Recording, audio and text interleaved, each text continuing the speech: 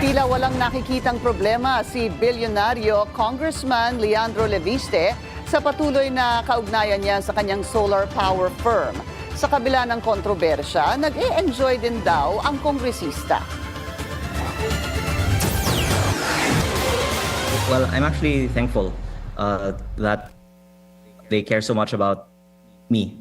I'm having the time of my life, as I tell my mom when we discuss this. Ito raw ang nararamdaman ni Batangas 1st District Representative Leandro Leviste sa atensyong nakukuha niya.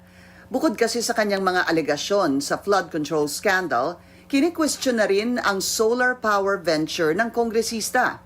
Sa On Point ng Bilyonaryo News Channel, inamin ni Leviste na shareholder at owner pa rin siya ng Solar Philippines. Pero hindi na raw siya involved sa day-to-day operations nito. Actually, I think it's the reason why pwede akong magsalita ng malaya tungkol sa DPWH dahil hindi ko kailangan mangurakot. And I also refrain from any potential conflicts involving this. And I've also disclosed that I am in the process of increasingly being disinvolved from all these matters even more. Una nang sinabi ng DOE na pinagmumulta nito ng 24 billion pesos ang Solar Philippines dahil bigo umano ang kumpanya na tuparin ang mga pangakong proyekto sa renewable energy. What the communications are with the DOE, I am not precisely privy to. It is something that I would like to look more into, but I am not involved actively anymore in the company. Nilinaw din ni Leviste ang estado ng Solar para sa Bayan Corporation o SPBC na ginawa na ng Kongreso ng 25-year franchise noong 2019. Sir, are you still the owner of Solar para sa Bayan? No. So you divested? Yes. Pero kalaunay, sinabi ni Leviste na matagal nang sarado ang kumpanya. So you closed it down. You did not divest. That is the essential point, that I closed it down. When was it defunct? When was it not operational? Why did it not get the approval of Congress? No, because first it probably stopped operating 4 years ago, and then it was not even fully operating before that because it was being legally questioned. It stopped operating also means then that there was no longer need for a congressional approval. Dagdag ng mambabatas, hindi nagtagumpay ang SPBC. I lost a lot of money on that business because I wanted to help unserved, underserved, and commercially unviable areas.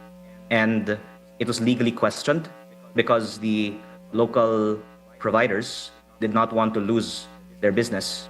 Higit 18 billion pesos naman ang kinita ni Leviste nang ibenta ang Solar Power Nueva Ecija Corporation noong 2023 sa Meralco Power Gen Corporation ni bilyonaryo Manny V. Pangilinan at pinangalanang SP New Energy Corporation.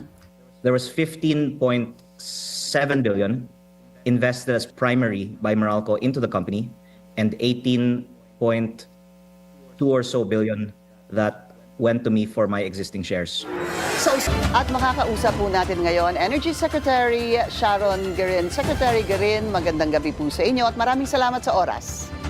Good evening, Pinky. Alright. Magandang gabi po sa lahat. So, Secretary, ito hong sinasabi niyo earlier that you will slap a penalty of about 24 billion pesos doon po sa kumpanya ni Congressman Leandro Leviste. To be clear, Secretary, anong kumpanya po ito? It's Solar Philippines. Okay. That's the holder of the contracts. Kasi po, kausap ko ho siya kahapon at inisa-isa ko nga yung kanyang mga kumpanya dahil it appears he has 3. Solar Philippines, or he has or had 3. One is Solar Philippines, the other one is SPNEC, at isa po yung Solar para sa Bayan. Balikan lang po natin yung Solar Philippines na sinasabi niyong dapat silang magbayad ng 24 billion. Ano ho bang nangyari? Hindi nila na-fulfill ang kanilang commitment of about, 12,000 megawatts of energy? Yes, 12,000 megawatts. basically equivalent to about a million 12 million households, Pinky, ano? So they had about 43 contracts, and as of this time, from 2024 to 2025, we have canceled 28 contracts, and all these contracts kasi, ang 28 contracts na yan, this is by virtue of a contract between DOE, each of that, no? DOE and Solar Philippines. And so far, as of today, overdue na nga kasi because they are supposed to deliver the power of many of those contracts in December 25, 2025. Opo. Today is 2026 already. There hasn't been any movement in terms of the project. Walang ni groundbreaking hanggang sa pag-on ng paglagay ng solar panels, nor has there any been response from the company up to the point that we terminated, and still no motion for consideration or appeal. So hanggang sa mga oras na ito, Secretary, wala pa rin pong nagiging tugon ang Solar Philippines dito po sa sinasabi niyong kinansela ng mga kontrata at posibleng penalty na 24 billion pesos. No, ma'am. There's no response at all. It's parang hindi lang pinapansin yung sulat ng or notices of DOE, and that's kind of strange, no? Because these are contracts that we rely on. They have a commitment there. So nothing, no movement. It's like parang zombie contract lang siya. Bakit ho kaya hindi kayo pinapansin at hindi kaya sila natatakot dito sa napakalaking amount that they would have to pay? They're fully aware of what their liabilities are if they don't comply. Kasi it's stated in the contract, and by law, all our developers are aware of that. That's why everybody's scrambling to finish on time kasi alam nila malaki yung penalties. But in this case, and some of the companies that we canceled, kasi hindi lang yung sa kanya yung na-terminate namin, they're aware, but they choose to ignore the notices and the query of DOE on the update. Wala pong update kami up to today. So Secretary, dahil hindi ho pinapansin itong mga summons, show cause orders na nanggagaling po sa Energy Department, what's next? What do you plan to do next? What's next is we have, as far as DOE is concerned, as to decision level, this is already final na kasi we've waited for them to file a motion for reconsideration. Wala rin.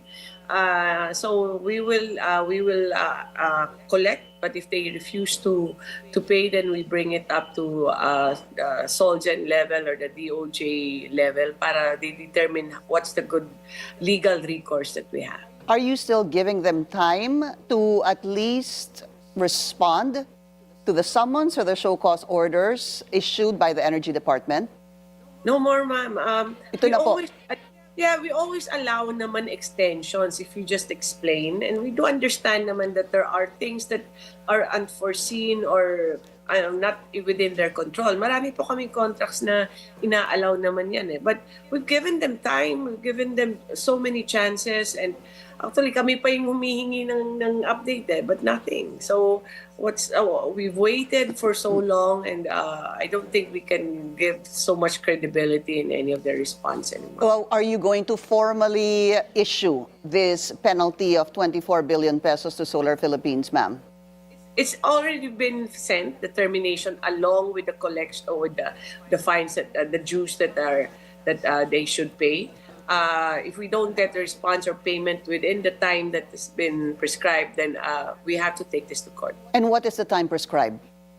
I think actually tapos na yung iba kasi last year pa na tapos I've given them depende kasi sa contract, iba-iba. Okay. But we've konti na lang yan. I think overdue na nga yata yan kasi na tayo, January 15 But we will we've talked to the agencies already, like DOJ and Solgen, and they'll figure it out kung anong the best course to collect. Secretary, yung pong isa pang kumpanya, yung pong SPNEC, kung saan pinagbentahan po niya ng shares ang Meralco Gen, is there a problem with that? As to performance of the SPNEC, maganda yung performance ng SPNEC because I've been updated by Meralco constantly, and they ask for help whenever they have a problem. I know that they're on track. We have some technicalities on the connection to the grid as of today, but this is a compliant company. Now, that doesn't mean that the ownership structure is compliant with the law, ano? Kasi I think the Solar Philippines still has shares in that company, and that's basically the beneficial owner of these companies is one person. It's a public official that should have divested before. Ibig sabihin po, dahil may shares ang Solar Philippines dito po sa SPNEC, yun po ang nakikita ninyong problema as conflict of interest. Yes, ma'am, because Solar Philippines or all these companies are held by ang ownership yun is under a holding company which is 99% owned by a single person. Which is Congressman Leandro Leviste, Yes. to be Yes. exact. Yes. Okay, so yun yung problema po sa SPNEC. No problem with the performance. It's yung kumbaga, sa simpleng pananalita, yung connection ni Congressman Leandro Leviste dito po sa Kaya SPNEC. I don't want to involve the other investors, or other shareholders. It's more of not the performance. Tama. It's more of like who owns it. Yung pong solar para sa bayan, of course, this is a franchise.